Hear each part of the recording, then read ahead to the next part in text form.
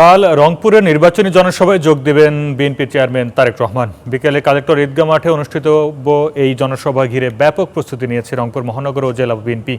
দীর্ঘদিন পর শীর্ষ নেতার আগমনকে কেন্দ্র করে উচ্ছ্বসিত নেতাকর্মীরা।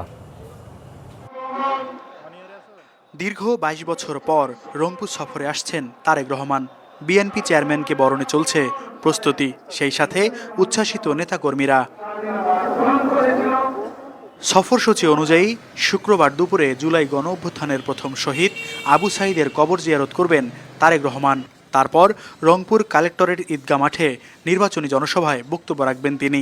বাংলাদেশে যেভাবে মনে করেন যে তার আশাটাকে কেন্দ্র করে ব্যাপক বিস্তার ফেলেছে, ব্যাপক একটি সম্ভাবনা ফেলেছে, সেক্ষেত্রে রংপুরেও কিন্তু সেই দিক থেকে পিছিয়ে নেই। মানুষ অধীর আগ্রহে বসে আছে এবং ওয়েট করতেছে তারেক রহমানকে স্বাগত জানার জন্য। মাঠে কাজ করতে যেটা বুঝতেছি, নারী ভোটারদের প্রচুর সারা। নারীরা অধীর আগ্রহে রয়েছে তারেক রহমানের বার্তা শোনার জন্য। ভরসা পেতে নিজেকে হতে হয় পাতের মতো দৃঢ়, ঠিক যেমনটা জেরুসালেম।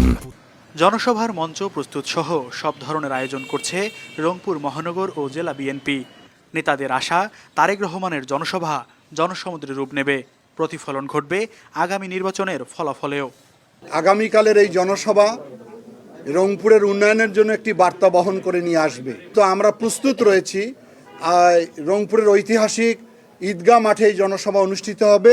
সেই জনসভার স্থল ছেড়ে গোটা রংপুর শহর কালকে জনসমুদ্রে রূপান্তরিত হবে। তারেক রহমানের সফর ও জনসভা ঘিরে জোরদার করা হয়েছে নিরাপত্তা ব্যবস্থা। যেখানে ভ্যানু আছে সেখানে এবং যে রাস্তায় মুভমেন্ট হবে সে রাস্তাগুলো যাতে নিরাপদ থাকে, আমরা সেই জন্য গোয়েন্দা নজরদারি রাখছি। আমরা ইউনিফর্মে ফোর্স মোতায়েন রেখেছি, রুপটপগুলোতে ফোর্স ডিপ্লয়মেন্ট রেখেছি। সবকিছু মিলে আমাদের পরিবেশ ভালো আছে, কোনো সমস্যা হবে না ইনশাল্লাহ। রংপুরের পর সিরাজগঞ্জ ও টাঙ্গাইলেও নির্বাচনী জনসভা করার কথা রয়েছে তারেক রহমানের।